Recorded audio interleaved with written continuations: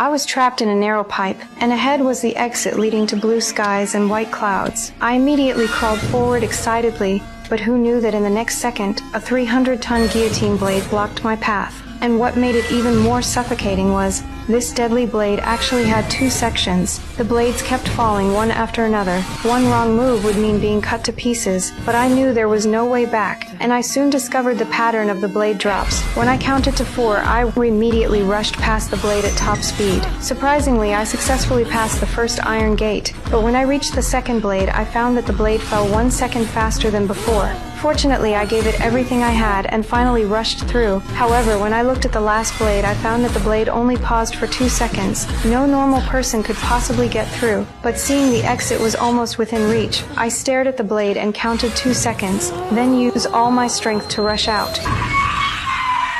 I crawled toward the exit exhausted. Although I lost 1 foot, I finally regained my freedom. When I reached out to touch the opening, I discovered the exit was just a virtual LCD screen. I completely broke down. Could it be that my fate was already determined from the moment I lay on that road? Just one day before, I lay alone in the middle of the road, wanting to end it all. But just as the car was about to run over my body, I suddenly gave up. Facing the driver's kind inquiry, I had to lie and say I accidentally fell down. The driver saw I was all alone and offered to give me a ride home. However, I never expected that getting in that car would be the start of a nightmare. When I woke up from unconsciousness, I found myself trapped in a cramped room less than 100 square feet. I immediately called for help through holes in the wall, but got no response at all. I suddenly noticed the glowing bracelet on my wrist. Then the steel door behind me suddenly opened, revealing a from seemingly endless passage. I curiously crawled inside. Who knew the steel door would suddenly close automatically? I had no choice but to keep crawling forward along the pipe. However, before long, I saw a scene I would never forget. A charred corpse was blocking my path. I could only endure the pungent smell and drag the body away, but then I suddenly noticed a disturbing countdown had appeared on my bracelet. I quickly crawled forward but was blocked by a barrier. I used all my strength but couldn't open it at all. Then the bracelet suddenly turned blue with less than 1 minute remaining. Then countless red tubes extended from the pipe,